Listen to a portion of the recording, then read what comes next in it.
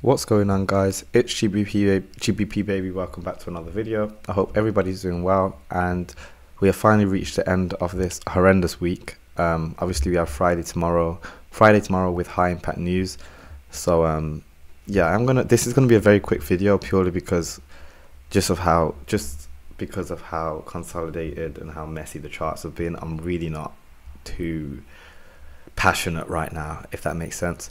Definitely go and watch yesterday's video, because pretty much everything I'm going to say is exactly the same. I'm still looking at Wednesday's high to get traded. Today didn't deliver as anticipated in terms of us coming down and grabbing more sell side liquidity like that. If you can see on the 4 hour, you can see we came back down another time before trading on higher. And yeah, you can just see this entire week has been an absolute state. Ideally, I would like to think that we can expand into this buy side on Friday, but honestly, at this point, I have like zero hope. We have non-farm payroll next week, so it's going to be a lot more manipulation to come. Obviously, non-farm payroll will help loosen up the charts a bit in terms of create movement. But yeah, nothing's really changed in terms of my bias. I am still looking for us to trade on higher. In terms of accuracy, I'm not even going to bother try at this point, because look at this. Like this is not nice. And I'm pretty sure today we saw pound and euro moving in pretty much opposite directions. So everything in general has just been a mess. Overall, I am looking for that Wednesday high to get taken ideally, but it wouldn't surprise me if it didn't. So just go into, if you're going to be trading tomorrow, I don't know what's wrong with you, respectfully, but stay safe nonetheless. And also, if you haven't subscribed yet, make sure to smash subscribe. Anyway, let's head on to GBP USD. Like I said, this is going to be a very quick one, because yeah. Anyway, you can see GBP did trade down into our target. We took out Wednesday's low just as anticipated, and then we managed to fill that fair value gap as well. So GBP delivered beautifully. It's dollar which is a problem right now, and I'm pretty sure euro's moving a bit weird as well. You'll see we failed to trade into where I wanted to see us retrace, which is fine.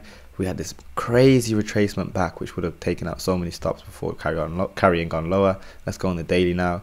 Massive down day, and I can only expect more of a down day to start moving into this lower fair value gap right here. So to be honest, GBP is a little bit more clean than dollar in terms of how it's delivering.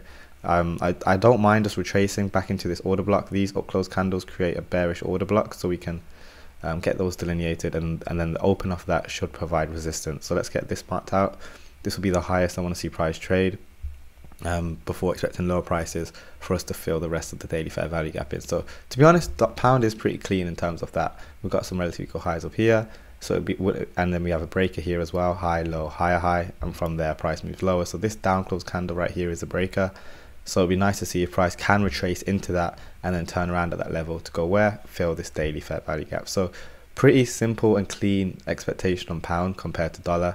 But obviously, like I said, dollar's moving crazy, but ideally we do see dollar manage to reach up and actually finally take out that Wednesday high. We are going to finish up on euro. Again, really quick video, guys, but just because I love you. But nonetheless, if we're expecting higher dollar, that means we want to see lower euro as well. This is what I mean. These charts are not nice. Nonetheless, it'll be nice to see if we can trade lower. I am looking at this massive wick that was created today. Ideally, 25% level gets respected. Let's drop down to the 4 hour. I'm going to get rid of these levels from yesterday's video. Definitely go watch that if you haven't already, by the way. Not that it was accurate. But anyway, 25% level right there. We do have a bearish, well, that's not even a bearish order block open. Let's get rid of that. Yeah, these aren't very clean, but I'm still looking at that Wednesday low anyway to get taken. So I want to see if we can get down there. We will go to the 1 hour. Let's see if there's a fair value gap. There isn't a fair value gap, but there is an inversion fair value gap right here.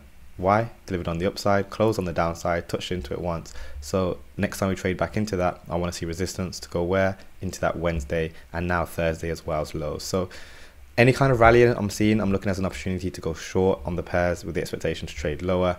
Assuming that dollar is going to manage to find support on its opening. Remember, this is a Sunday opening price. Now that we're back above it, it should technically act as support to ideally trade on higher and reach our buy side liquidity target.